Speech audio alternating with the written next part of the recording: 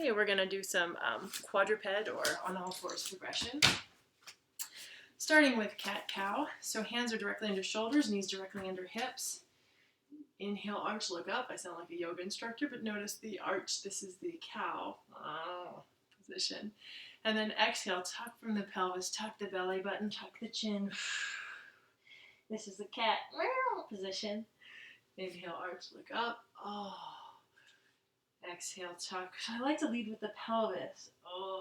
Because you really engage the low abs and it really leads the rest of the spine. Noting that the pelvis is that central pivoting point of the whole body. So look, when I tuck with the pelvis, how everything else tends to follow. On the way down, I kind of sink my chest through my shoulder blades without bending my arms.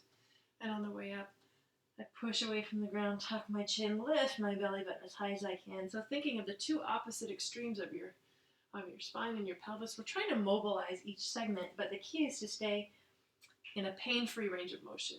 You always want to go in the range of motion that feels good to your body. Tuck. We want to have good control of our pelvis, and we want to have mobilization of each spinal segment. Not only does this feel good, and it should feel good, but it also starts to get some fluids and nutrition to your, as distractingly feels good, to your spinal discs. So working the range of motion, you can also add circles with the pelvis, circle around, circle the other way. We're trying to mobilize, awaken those muscles, loosen up through these tight spinal muscles like QL. Lots can get over tight whenever the legs and muscles get fatigued, the back jumps in. Okay, so then we've got the arch, we've got the tuck, and we want to find neutral pelvis. Now, if your hands get tired, if you have carpal tunnel that's tough on your wrists, you can do knuckles, palms facing each other for a flat wrist. We don't want to bend the wrist in any way. Or you can also hold dumbbells. I will switch to knuckles. I've had history of carpal tunnel. So again, making sure I'm rooted, hands directly under shoulders, knees directly under hips, finding my neutral spine where it feels good, and I feel hugged here.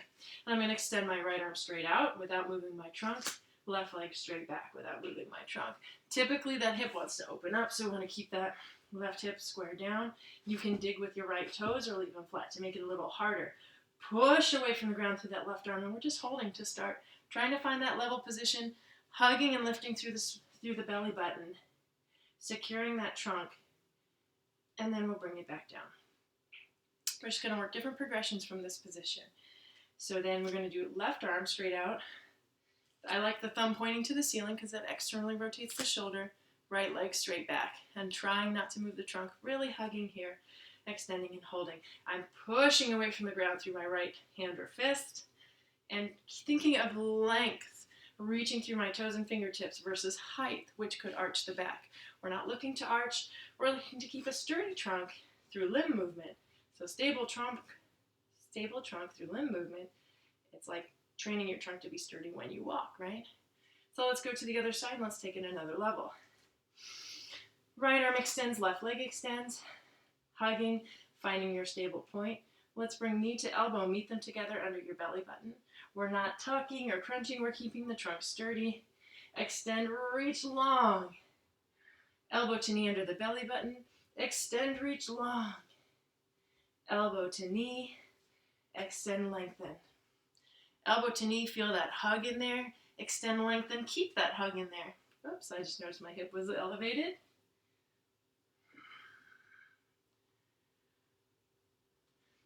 When your arm is lifted, that shoulder blade is engaged. When your leg is extended, that glute is engaged.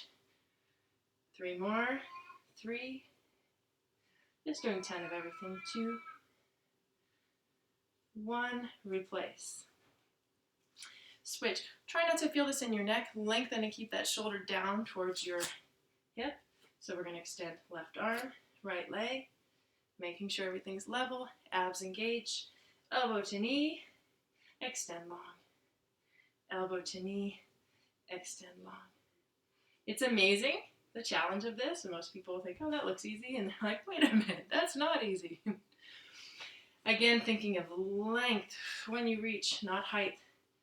Elbow to knee, feel the abs crunch, extend long, feel the abs stay hugged, protecting you from arching the back. Always pushing away from the ground through that right arm or fist. 2 more. And last one. Extend long, replace. Okay, back to the other side for another progression. We're going to take right arm extended, left leg extended, and we're going to tap the ground and elevate. But elevate lengthwise, not heightwise. Elevate and think length. Don't think how high you can go. When you lead with the thumb towards the ceiling, and then you squeeze that left glute to elevate, all the while abs stay engaged. Trunk stays sturdy. Pushing away from the ground through that left hand. I keep forgetting. And bring it down and switch. Should feel minimal movement in the spine as you do these things. Okay, my foam roller out of the way. And now it is left arm, right leg. Tap, lift. Tap, lift and lengthen. Tap, lift and lengthen. Keeping this sturdy.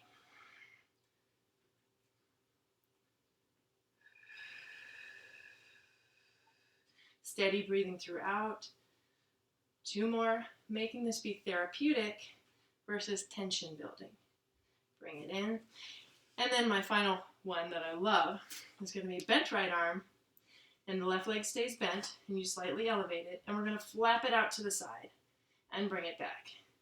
So it's right shoulder blade and left outer hip, all the while keeping this nice and tight. It's a weird one, but I love it. I did this one when I was pregnant with my first, because the belly could just hang down. Of course, using the muscles to hug it in. 2 more.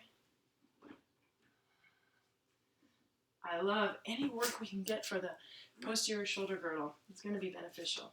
Other side, bend the left elbow, slightly elevate the right knee, flap out, and down. I'm leading with the elbow and the knee towards the ceiling.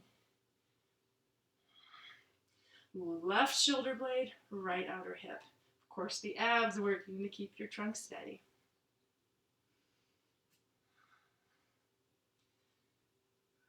Three more.